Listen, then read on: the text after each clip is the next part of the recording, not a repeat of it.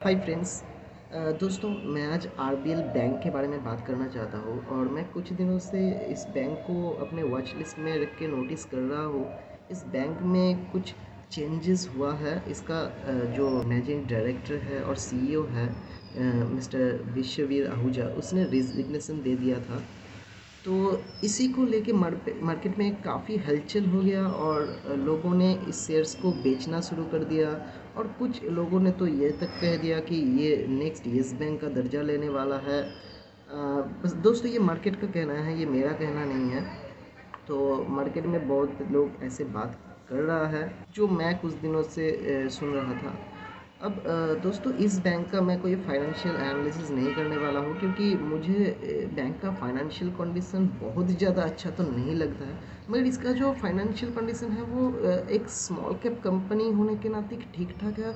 और ऐसा नहीं है कि अचानक से कुछ चेंजेस आ गया फाइनेंशियल कंडीशन में। इसका इसका जो फाइनेंशियल स्टेट है वो बहुत दिनों से ही चल रहा था कुछ ऊंच नीच पे।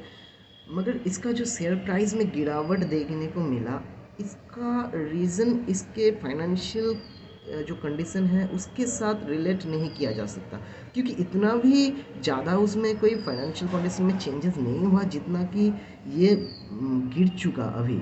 तो इसका शेयर प्राइस बहुत ज़्यादा गिर चुका है और इसको देख के ऐसा लगता है कि ये पूरा सेंटिमेंट ड्रिवन गिरावट है।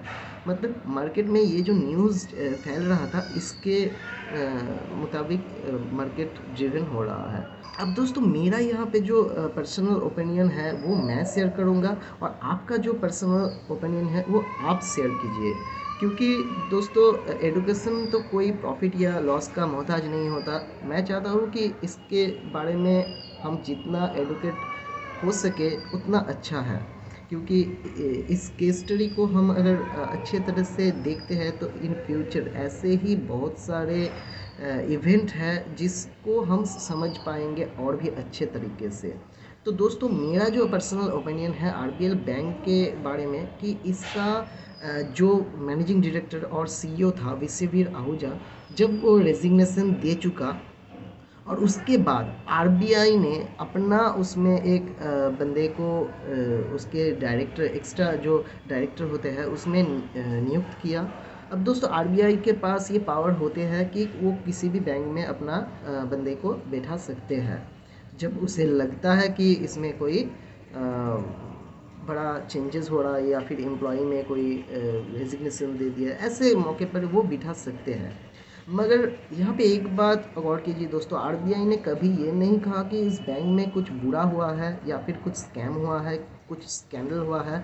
और ये अब की बात नहीं है, ये 25 जो दिसंबर है, 25 दिसंबर के बाद से अभी तक ये खबर आग की तरह फैल चुका है कि बैंक में जो सीईओ है, मैनेजिंग डायरेक्टर है विश्ववीर आहूजा, उन्होंने रेजिग्नेशन दे दिया। मगर उस समय से लेके अभी तक कोई भी ऐसा आरबीआई के तरफ से क्लैरिफिकेशन नहीं आया है कि यहाँ पे कोई स्कैम हुआ है। यहाँ तक कि आरबीआई ने तो ये तक कह दिया कि इस बैंक का जो फंडामेंटल कंडीशन है वो ठीक ठाक है। उसमें वो हेल्दी फाइनेंशियल कंडीशन के बारे में उन्होंने जिक्र किया है।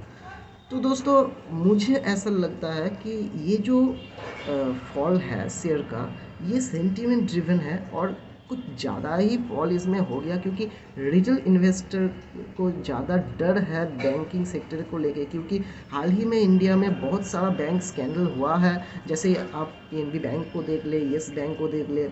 तो इस तरह से जो स्कैंडल होने का चांसेस है, उसको लेके एक डर सा बैठ गया है निवेशक के मन में। तो इसके लिए ये गिरावट हो सकता है, ये मेरा पर्सनल ओपिनियन है। मैं कोई भी स्टॉक टिप्स आपको नहीं देता हूँ और ना ही मैं टिप्स पे यकीन रखता हूँ।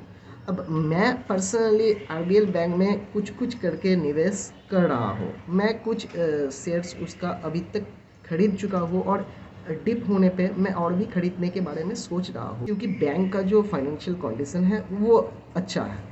तो उतना भी अच्छा नहीं है कि मैं उसका आपको फंडामेंटल एनालिसिस करके दिखाऊँ। आप खुद देख के पता लगा सकते हैं उसका आरओआई, या फिर उसका जो कासा है, बैंकिंग का जो टर्म्स होता है वो कासा में डिटेक्ट किया जाता है। जैसे कि आदर्श कंपनी में है, हम जनरली जो देखते हैं कि उसका आरओआई कैसा है, उसका कैपिटल एम्प्लॉयड के ऊपर जो रिटर्न है, मतलब आरओसीई जिसको बोला जाता है, रिटर्न ऑन कैपिटल एम्प्लॉयड। तो इस तरह से बैंक को आप एनालाइज मत कीजिए। बैंक को जब एनालाइज करना होता है तो उसका रिटर्न ऑन इक्विटी देखिए, उसका कासा देखिए, ठीक है।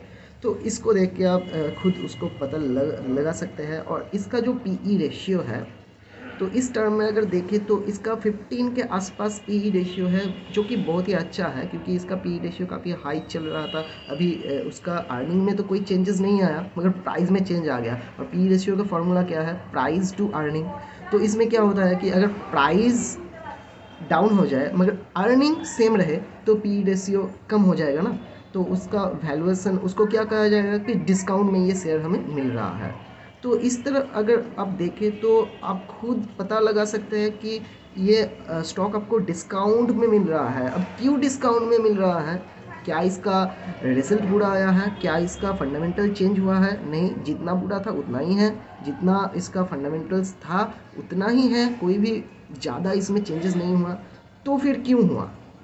तो आप खुद सोचिए क्यों हुआ। और मैंने तो मेरा ओपिनियन आपको बता दिया। अब आपका ओपिनियन मैं भी सुनना चाहता हूँ, और साथ में मेरा जो व्यूअर्स है वो भी सुनना चाहते हैं।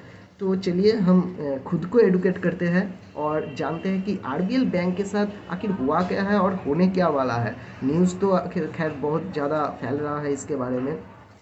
तो दोस्तों, उम्मीद है ये टॉपिक आपको अच्छा लगा। बने रहिए आईटी अलर्ट के साथ।